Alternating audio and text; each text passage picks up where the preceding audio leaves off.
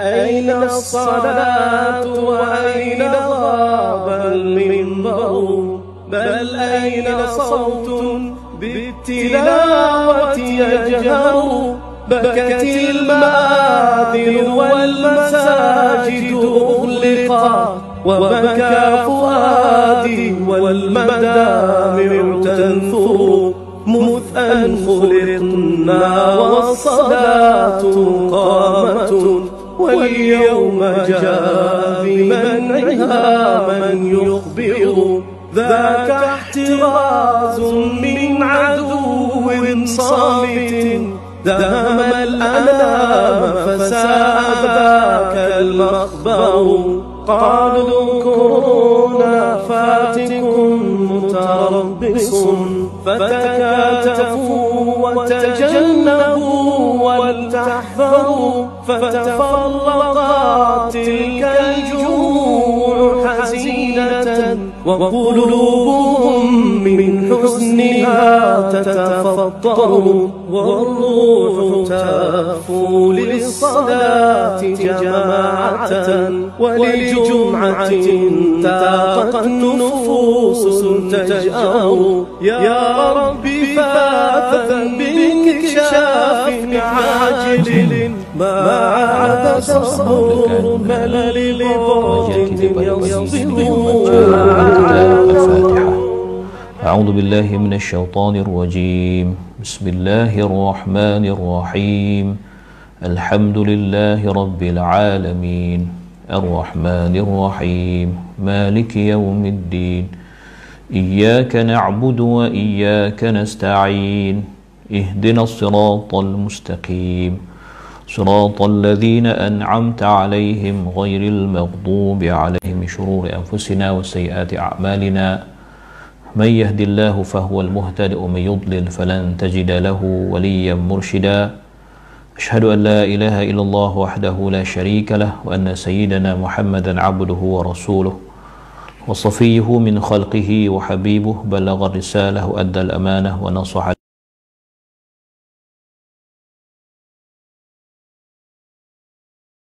وعلى آل سيدنا محمد اللهم صل على سيدنا محمد عدد من صلى عليه وصل على سيدنا محمد عدد من لم يصل عليه وصل على سيدنا محمد كما تحب أن يصلى عليه وصل على سيدنا محمد كما أمرت أن يصلى عليه وصل على سيدنا محمد كما تنبغي الصلاة عليه. أما بعد. Alhamdulillah, pertamanya marilah sama-sama kita rafakkan setinggi-tinggi kesyukuran kepada Allah Subhanahu wa taala atas segala nikmat yang Allah kurniakan kepada kita, terutama nikmat iman dan Islam, dan marilah sama-sama kita bersyukur dengan mentaati segala perintah Allah, melaksanakan segala suruhannya dan menjauhi segala larangannya. Mudah-mudahan Allah Subhanahu wa taala sentiasa memberikan taufik dan hidayah kepada kita, menerima segala amal ibadah kita, mengampunkan segala dosa, kesalahan dan kesilapan kita, dan mudah-mudahan Allah golongkan kita dalam kalangan hamba-hambanya yang bersyukur. Amin ya rabbal alamin. Muslimin muslimat yang dirahmati Allah, kita teruskan pengajian kita dalam kitab At-Tibyan fi Adabi Hamalatil Quran, dikarang oleh Al-Imam An-Nawawi rahimahullahu taala, pada muka surat 95 ini, yang terjemahan ini muka surat 95 pada perenggan yang ketiga, ya. Bismillahirrahmanirrahim. Qala al-musannif rahimahullahu ta'ala wa nafa'ana bi'ulumihi fid darain amin. Wa qala aqdal qudati al-Mawardi fi kitabih al-Hawi al-qira'atu bil alhan al-mawdu'ati in akhrajat lafdh al-Qur'ani عن صيغته بإدخال حركات فيه أو إخراج حركات منه أو قصر ممدود أو مد مقصور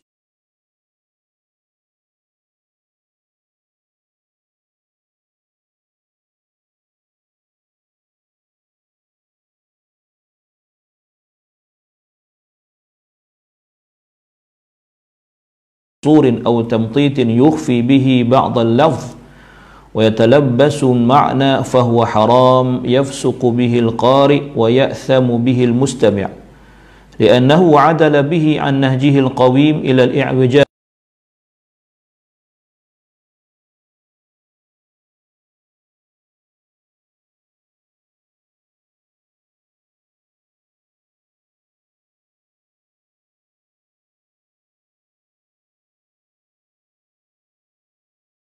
wallahu ta'ala yaqul Qur'anan Arabiyyan hadha kalam aqdal qudah. Maksud Qadil Qudah Al-Mawardi, Al-Imam Al-Mawardi, kita pun kenal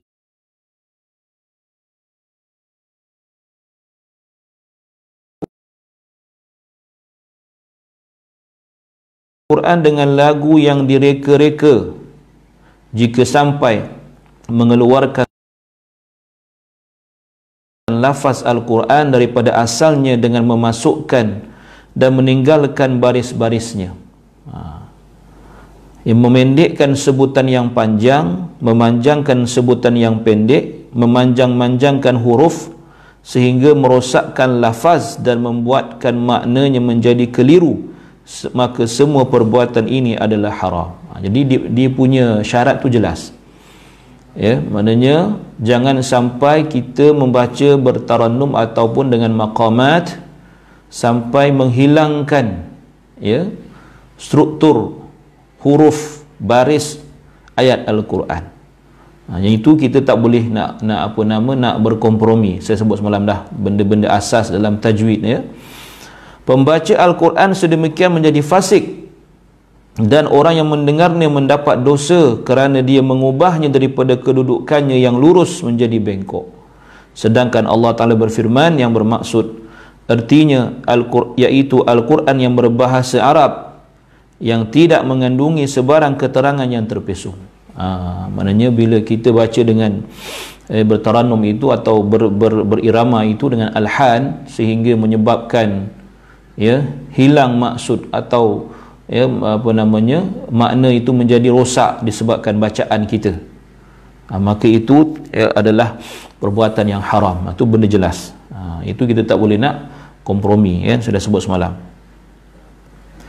Kata beliau lagi, jika lagu tersebut tidak mengeluarkan sebutan Al-Quran daripada lafaz dan bacaan serta tartil, ya, mematuhi, ya, tajwidnya dengan baik, huruf-huruf disebut dengan sempurna, makharijul huruf dan sifat huruf ditunaikan, ya, tempat waqaf, tempat berhenti, ya, tempat ibtidak diambil balik itu dibuat dengan sebaik-baiknya, ya, maka ia dibenarkan.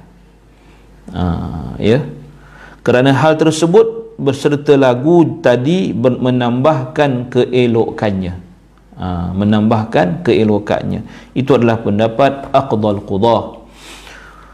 وهذا القسم الأول من القراءة بالألحان المحرمة مصيبة ابتلي بها بعض الجهلة الطغام الغشمة. Ini memang memang orang kata apa, tegas, ya, Imam Nawawi sebut ni, الذين يقرؤون على الجنائز وبعض المحافل وهذه بدعة محرمة ظاهرة يأثم كل مستمع لها. Yang mendengar pun dosa, kama qala aqdal qudah Al-Mawardi.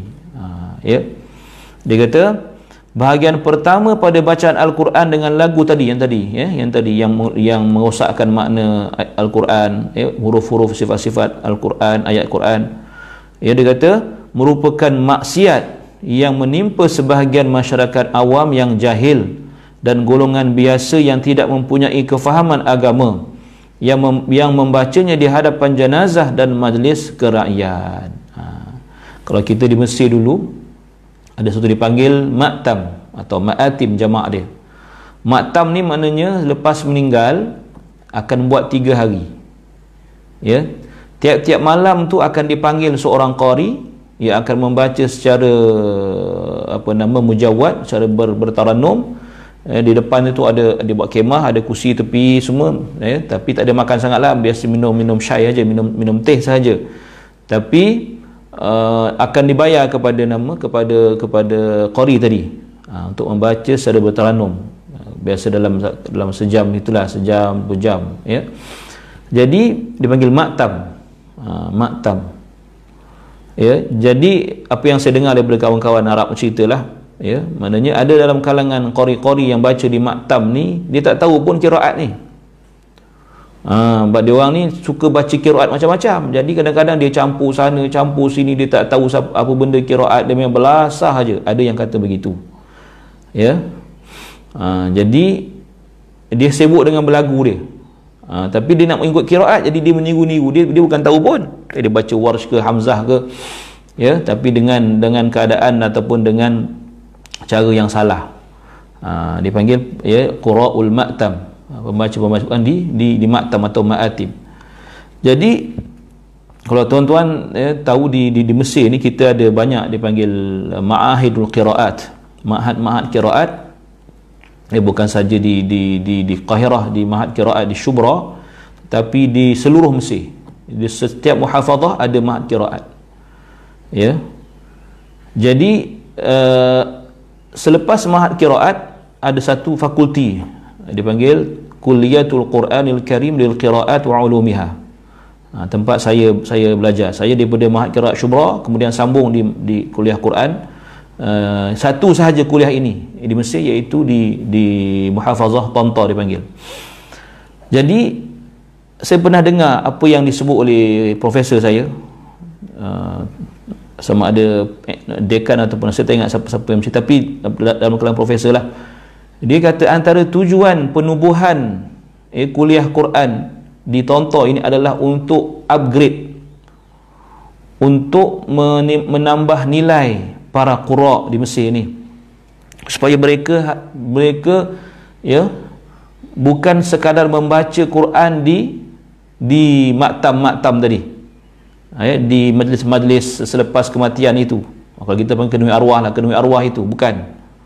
Nak bagi mereka ni ilmu, apa itu qiraat, apa itu, ya, apa kesan kepada perbezaan qiraat, apa hukum-hukum yang berkaitan dengannya, apa asal usulnya, apa sejarahnya, apa kaedahnya. Itu tujuan, ya, itu tujuan, dikata antara tujuan penubuhan ma'had qiraat, supaya orang-orang yang belajar qiraat ini ditambah nilai lagi, ya, dididik, ditambah lagi ilmu lagi.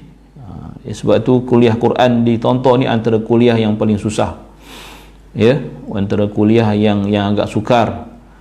Tak ramai pelajar Malaysia masuk masa zaman saya lah. Saya dulu pelajar yang ke-6, ya, pelajar Malaysia yang ke-6 yang belajar di situ. Ya. Jadi dah ramai lah, alhamdulillah, adik-adik kita ramai yang dah sambung sana, sebab memang agak sukar, ya, kerana dia memerlukan pengorbanan dan juga memerlukan juhud yang tidak sikit lah, tidak sedikit. Jadi tujuannya itu, antara tujuan dia, untuk menambah nilai para qura yang ada di Mesir, ya, supaya mereka ada ilmu tentang qiraat ini. Sebab itu kalau tengok dia punya mawad, dia punya subjek dia, ya, banyak, ya, macam tahun 1 masa saya dulu, tahun 1 15, tahun 2 15 subjek setahun, tahun 3 16, final year 17, makin banyak. Patutnya final year sikit lah kan, sebab dah final year lagi banyak. Tapi itulah, ya.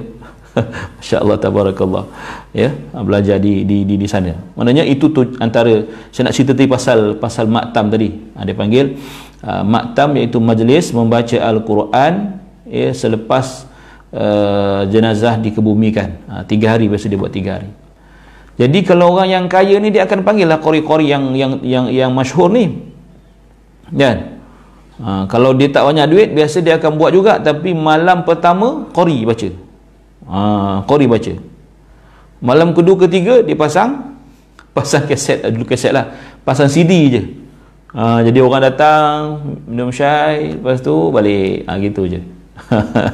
Ada juga saya perhati, rupanya dia pasang CD, sedap sangat bacaan ni. Saya tengok ya, dia letak radio je masa tu lah. Ya. Kemudian disebut di sini,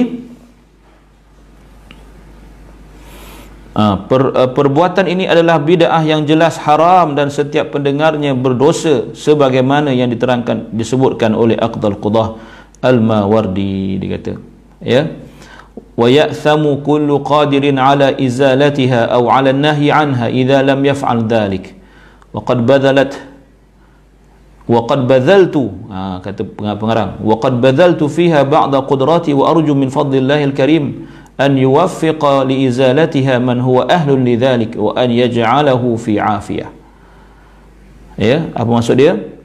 Dia kata setiap orang yang mampu membenteras atau melarangnya adalah berdosa jika tidak melakukan perkara itu. Maknanya kalau kita nampak benda tu, kita benteras, maka berdosa, kata dia. Aku telah berusaha sedaya upaya kemampuanku, kata Imam Nawawi, dan aku harapkan kurniaan daripada Allah yang Maha Pemurah supaya memberi petunjuk kepada orang yang layak bertindak sedemikian agar dapat membenterasnya dan menjadikannya berada dalam kesejahteraan. Nah, sampai macam tu sekali, ya, Imam Nawawi menegaskan, supaya ditegah segala bentuk bacaan yang bersalahan dengan kaedah, yang tidak mengikut, ya, kaedah yang ditetapkan. Cuma kita tengok di Malaysia ni, alhamdulillah, ya, para qurra kita, para, ya, kawan-kawan kita yang ada kemahiran dalam tarannum, kan, yang ada suara, jadi mereka ni mempersembahkan bacaan kebanyakannya dengan kemahiran yang baik, ya, dengan kemahiran yang baik dari sudut tajwid, dari sudut fasahah, ya, mereka ada kemampuan yang memuaskan. Itu dia. Kemudian qala Syafi'i fi Mukhtasar Al-Muzani ويحسن صوته بأي وجه كان قال وأحب ما يقرأ حدرا وتحزينا. قال أهل اللغة يقال حدرت بالقراءة إذا أدرجتها ولم تمطتها، ويقال فلان يقرأ بالتحزين إذا رقق صوته. وقد روى ابن أبي داود بإسناده عن أبي هريرة رضي الله عنه أنه قرأ إذا الشمس كورت يحزنها شبه الرثاء. وفي سنن أبي داود قيل لابن أبي مليكة أرأيت إذا لم يكن حسن الصوت قال يحسنه ما استطاع. Apa maksud dia? Asy-Syafi'i menyebutkan seperti yang dikatakan dalam kitab Mukhtasar Muzani. Katanya seorang pembaca Al-Quran hendaklah mengelokkan suaranya dengan apa jua cara. Apa jua cara? Elokkan suara. Ikhtiar, cara. Belajarlah maknanya. Kata beliau lagi, aku paling menyukai orang yang membaca Al-Quran dengan cepat namun lembut, kata dia. Ya, hadar maknanya cepat. Wa tahzinan, ya, lembut di sini tahzin maknanya mendatangkan kesedihan. Baca lagu yang sedih-sedih. Kan, lagu Nahawan contohnya, lagu yang sedih, lagu Nahawan, lagu Jiharkah, kan, ni semua lagu lembut-lembut, lagu Kurdi, kan, ni semua lagu yang kalau kita dengar Allah sebabnya rasa, kan, ya, contohnya lah. Jadi saya lebih suka di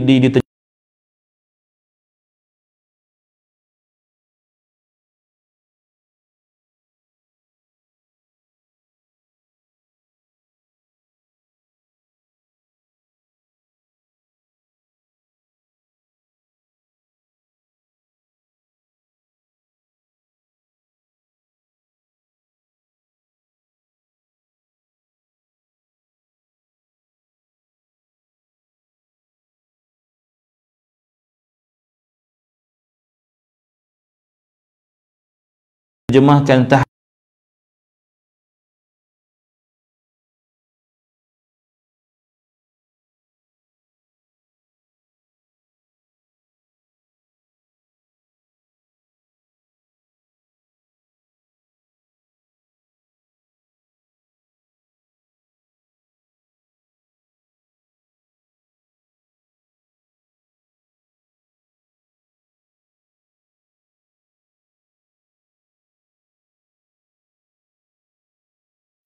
لا إله إلا أنت سبحانك إني كنت من الظالمين. لا إله إلا أنت tidak panjang-panjang kesebutan. Dikatakan pula fulanun yaqra'u bitahzin, yang bermaksud si fulan membaca Al-Quran dengan suara yang halus, suara yang sayu, ya, kaitan dengan hari kiamat, kan, kedahsyatan hari kiamat. Maka antara lagu, antara taranum, antara maqam yang sesuai, ya, untuk dibaca surah-surah yang dalam bentuk itu ialah lagu sabah contohnya, kan, lagu sabah. Jadi bila baca lagu Sabah, baca suratul Qiyamah, kan? Ya, jadi ia akan ada kesan pada orang yang mendengar. Saya pernah cerita pada tuan-tuan, saya tak ingatlah yang kuliah ini ke ataupun kuliah online yang lain, saya pun tak ingat. Cuma saya suka bawa antara surah yang suka saya bawa dalam solat ialah suratul Qiyamah. Ya, dan biasanya saya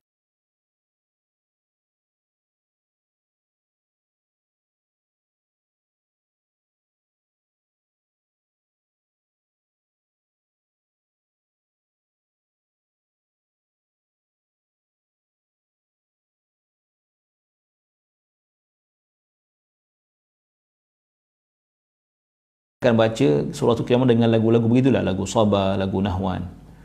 Jadi bila kita menghayati apa yang ada dalam suratul Qiyamah, ayat-ayat dalam suratul Qiyamah, dan kita baca dengan penuh perasaan, dengan lagu yang sesuai, ya, selepas itu, maksudnya lepas saya baca tu, saya tak tanya, saya takkan saya nak paling belakang, sedap ke tuan-tuan, tak macam tu kan. Tak ada kita nak tanya jemaah, sedap ke saya baca, tuan-tuan, perempuan, tak ada kan. Kita baca je lah. Lepas 2-3 hari ada seorang hamba Allah datang jumpa saya.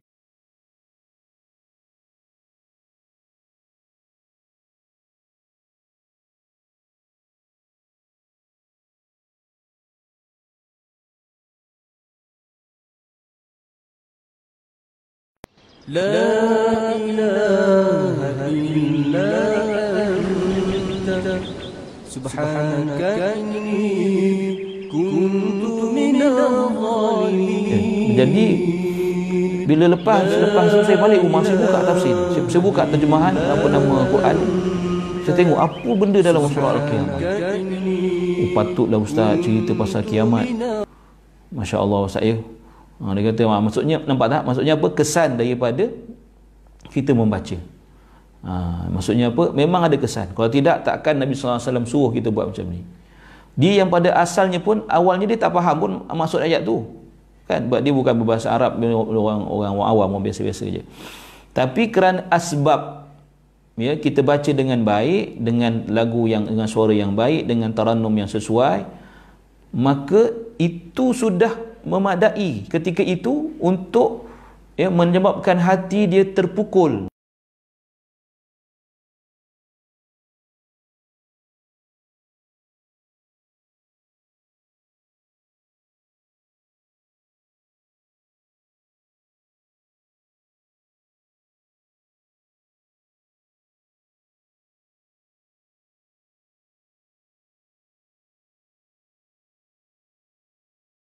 La ilaha illa anta subhanaka inni kuntu minadh dhalimin. La ilaha. Tak apalah, kan?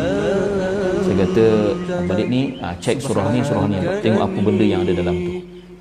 Menggigil, dia kata. Ya, saya takut dia ada gangguan aja. Kalau biasalah tu, kalau kita perawat ni, kalau baca surah-surah tertentu, orang yang ada gangguan dia akan ada reaction, kan? Reaksi tu biasa. Ya. Ada seorang hamba Allah ni jumpa saya menangis-nangis. Ya, ini saya cerita ni wallahi bukan nak tunjuk bagus, tidak, tapi nak cerita betapa bagusnya kita baca Quran seperti mana yang ditunjukkan oleh Nabi sallallahu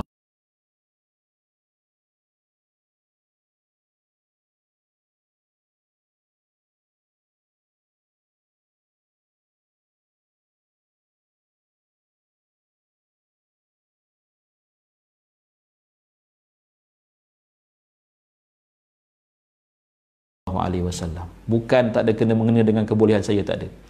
Jadi ada seorang ni hamba Allah dengan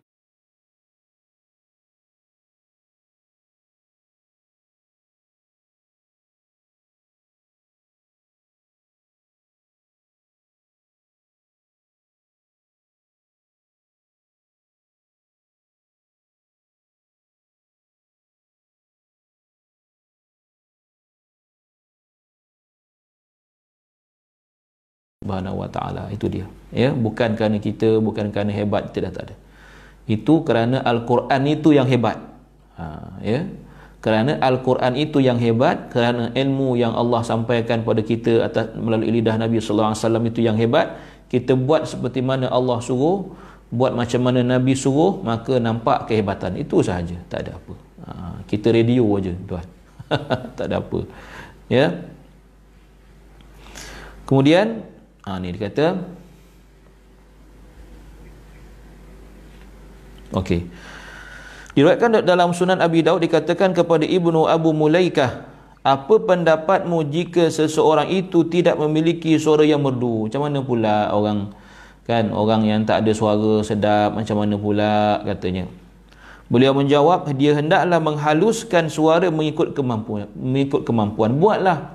Saya kata semalam kan, asalkan sedap paling tidak di telinga dia. Okeylah tu. Paling tidak di telinga dia ada usaha.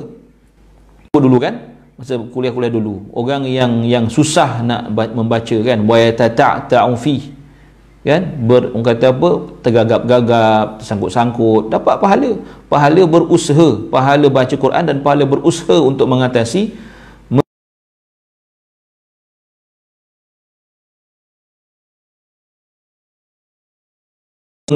kesukaran.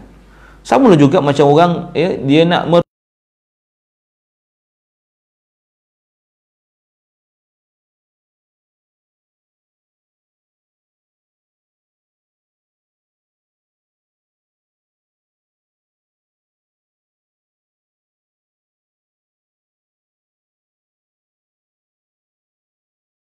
dah separuh dah tuan, alhamdulillah. Dah separuh dah kita baca kitab ni. Kitab ni kalau ikut yang bahasa Arabnya habis muka surat 121. Kita pada muka surat 61. Masya-Allah, betul-betul setengah ni. Kalau tak habis bulan puasa ni, insya-Allah lepas raya kita akan habiskan juga. Saya akan jadualkan dengan tuan-tuan dan puan-puan. Saya akan habiskan, jangan risau. Walaupun live tu seorang je tengok, saya akan habiskan, jangan risau. Saya bukan buat kerana nak ramai, bukan kerana nak ramai view ke apa, tidak. Saya buat kerana Allah, sampaikan sebab ini amanah. Tuhan dah bagi ilmu pada saya melalui guru-guru saya sampaikan kepada tuan-tuan, itu sahaja, tak ada apa-apa. Tayyib. Faslun fi istihbabi talabil qiraati at-tayyibati min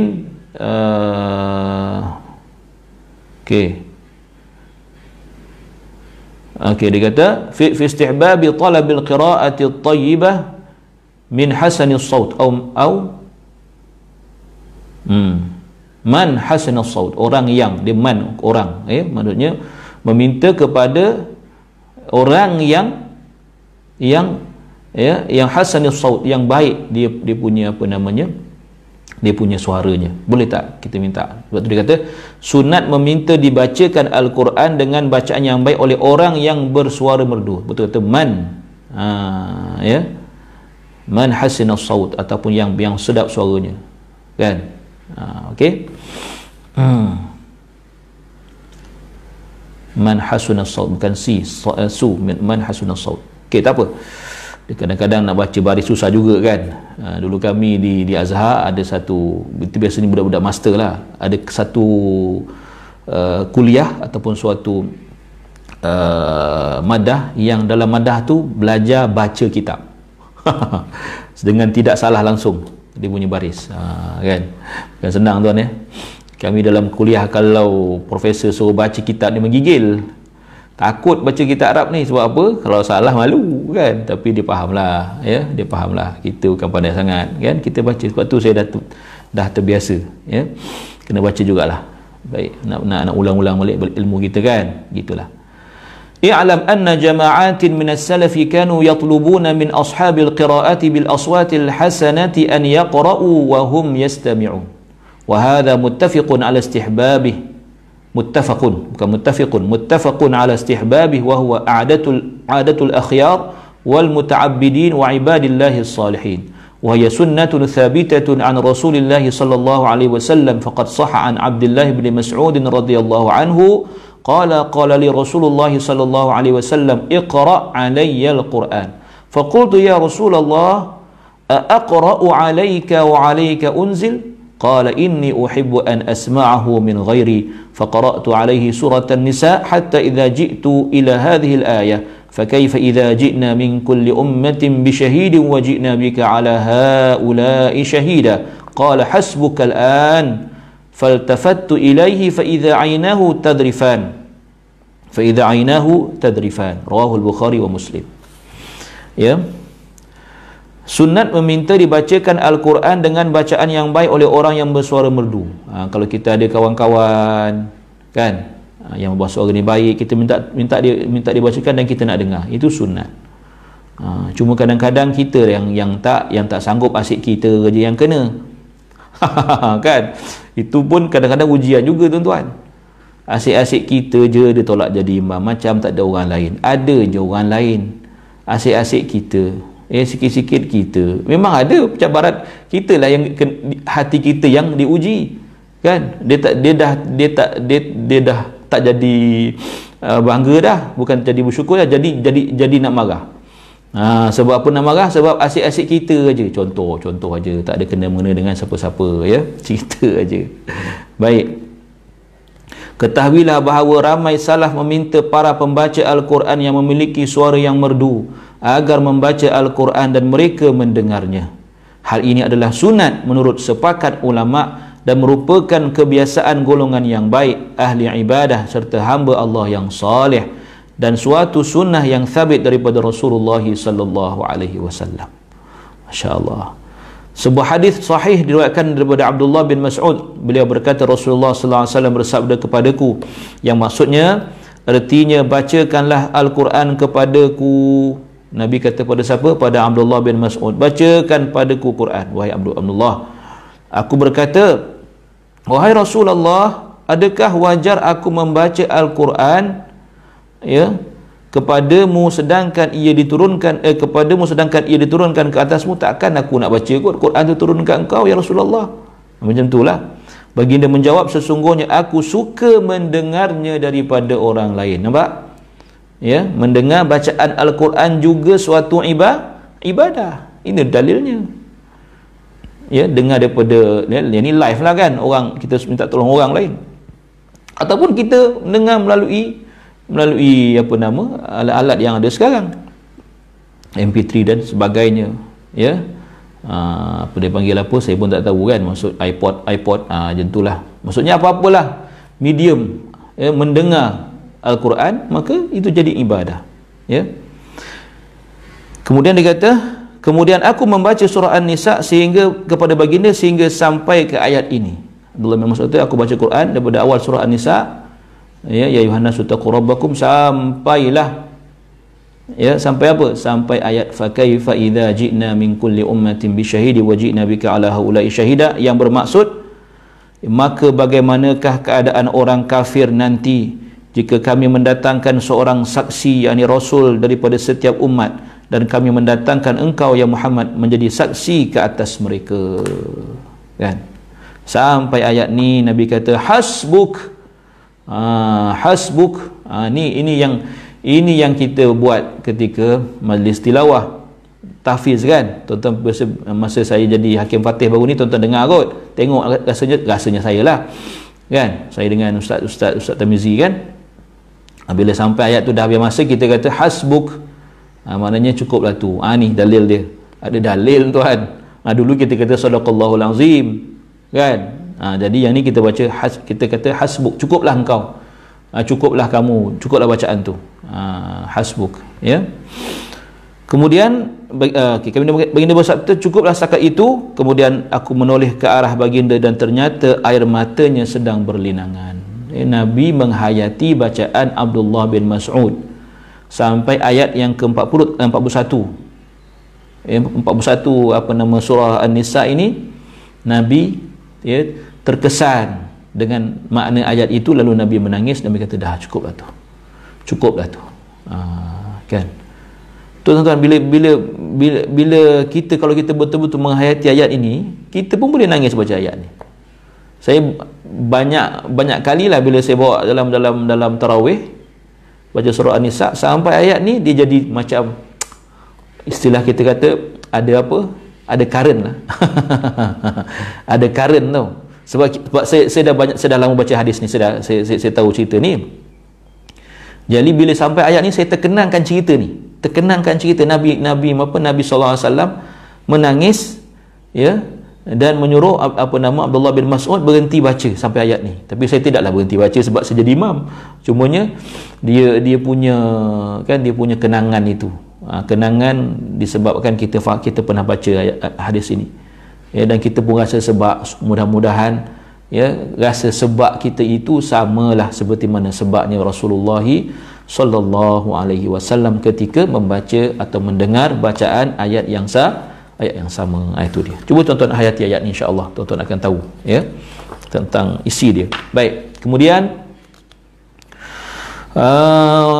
وروى الدارمي وغيره بأسانيدهم عن عمر بن الخطاب رضي الله عنه أنه كان يقول لأبي موسى الأشعري ذكرنا ربنا فيقرأ عنده القرآن والآثار في هذا كثيرة معروفة. Dia kata Ad-Darimi dan perawi lain menyeriwayatkan dengan sanad mereka daripada Umar bin Al-Khattab radhiyallahu anhu. Artinya beliau berkata kepada Abu Musa al-Ash'ari, kita tahu suara sedap kan, ya, zakirna, ingatkanlah kami kepada Tuhan kami, ya. Kemudian Abu Musa al-Ash'ari membaca Al-Quran di sisi beliau. Maknanya Abu Musa pun tunaikan permintaan Sayyidina Umar untuk membacakan Al-Quran kerana beliau adalah seorang yang dikenali sebagai seorang qari yang sangat merdu bacaannya. Itu dia. Baik. So dia kata dan athar berkenaan hal ini sangat banyak dan sudah dimaklumi. Wa qad mata jama'atun minas salihin bisabab qira'ati man sa'aluhu al-qira'ah wallahu a'lam. Dia kata bahkan ramai orang soleh yang meninggal dunia dengan sebab bacaan Al-Quran yang mereka minta kepada seseorang agar dibacakannya. Kita dah baca fasal yang sebelum ni kan, macam mana ada dalam kalangan para salafus salih yang Allah ambil nyawanya ketika dia sedang membaca Al-Quran, lalu dia merasa ada yang meninggal, ada yang pengsan kan, merasa terkesan dengan bacaan itu, lalu dia menjerit, lalu dia pengsan. Yang saya kata benda ni bukan benda yang dia buat-buat. Imam Nawawi ada sebut apa dalam hal itu kan. Macam inilah maknanya dia terkesan disebabkan oleh bacaan yang dibaca oleh qari yang hebat tadi. Masya-Allah. Ya. Wallahu alam. Maknanya ialah orang yang Allah Taala ambil nyawa dia ketika mendengar bacaan Al-Quran, ketika dalam majlis Al-Quran, ketika sedang mengajar Al-Quran, ketika sedang menyampaikan bacaan. Ini semua momen-momen yang kita berdoa agar Allah Ta'ala besok ambil nyawa kita macam itulah. Maknanya dalam keadaan kita dalam beribadah, dalam keadaan kita melakukan sesuatu yang menjadi asbab kemuliaan kita di sisi Allah Subhanahu wa Ta'ala. Amin ya rabbal alamin. Baik, dia kata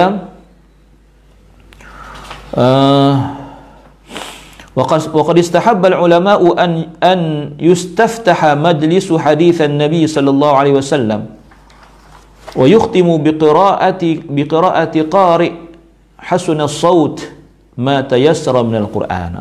Ini suatu tradisi, ya. Kita kata suatu protokol lah yang kita boleh buat ni. Apa dia? Bahkan ramai orang ada ulama yang menghukumkan sunat perbuatan memulakan dan mengakhiri pembacaan hadis Rasulullah SAW dengan bacaan ayat-ayat Al-Quran oleh pembaca yang bagus suaranya, ya. Itu dia. Maknanya bila belum start majlis kita suruh qari baca Quran. Itu memang biasa kita buat kalau katakan di Mesir biasanya kalau majlis-majlis besar dia akan start dengan baca Quran dulu.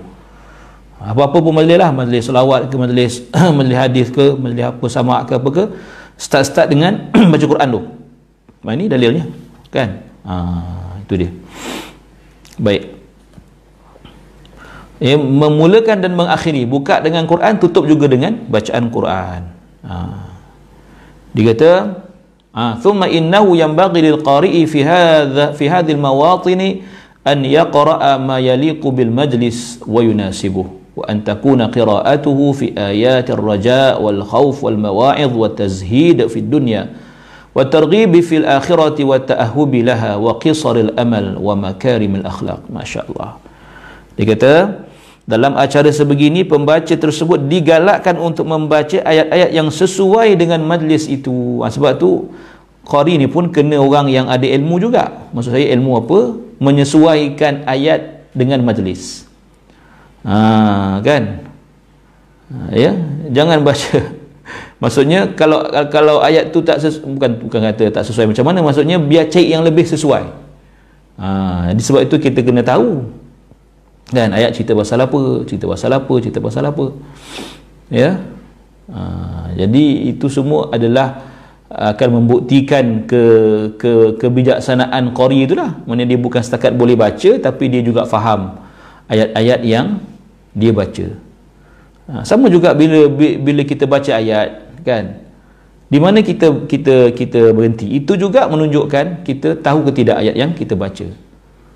Kan, contoh kita baca suratul Ahzab, kan, cerita tentang apa nama awal juzuk 22 kan, apa tu sebelum juzuk 21 kan, ujung tu yang cerita pasal isteri Rasulullah, ya nisa'an nabi may ya'ti minkun nabi fahishatin mubayyinah, wa isnabi siapa yang buat kejahatan yang jelas akan diazab, 2 kali azab. Cerita tu bersambung dengan ayat selepas itu, juzuk yang lain kan, wa may yaqnut, barang siapa yang buat baik, sebaliknya lah, kontra daripada yang bawah ni. Ya, patutnya kita habiskan di atas itu, sebab dia takkan habis ceritanya bersambung situ.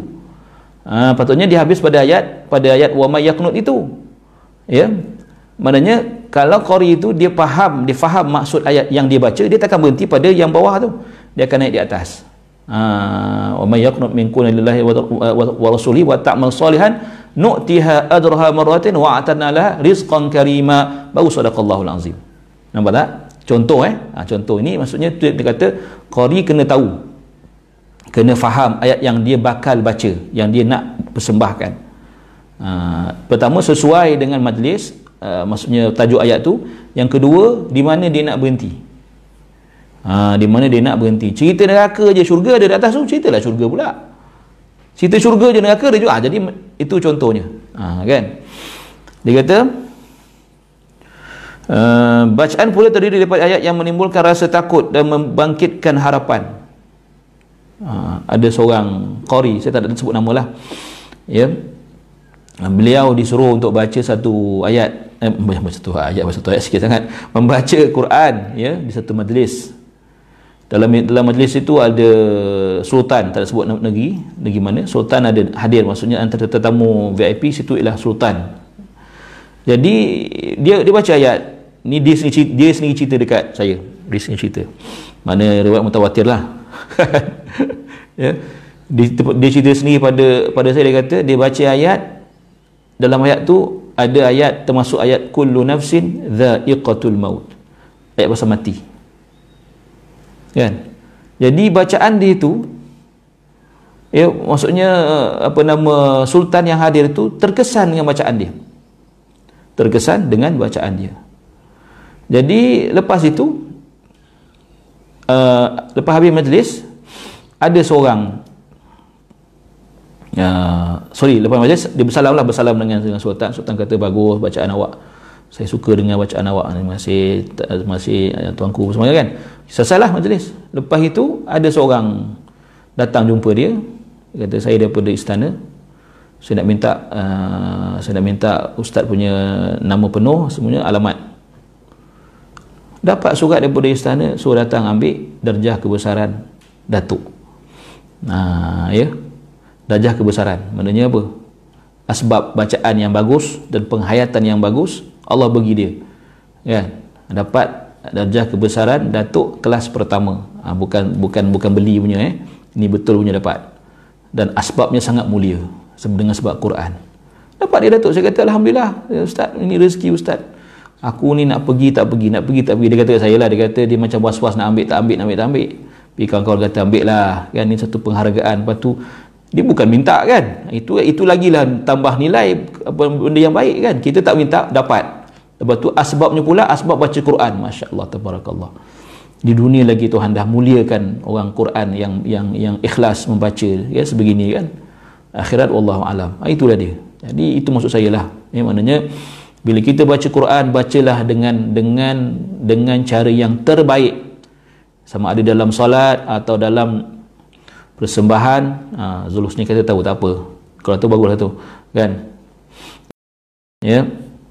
Maksudnya baca dengan ikhlas kerana Allah, bukan kerana manusia, kan? Allah akan bagi. Bukan kita nak benda tu, tak.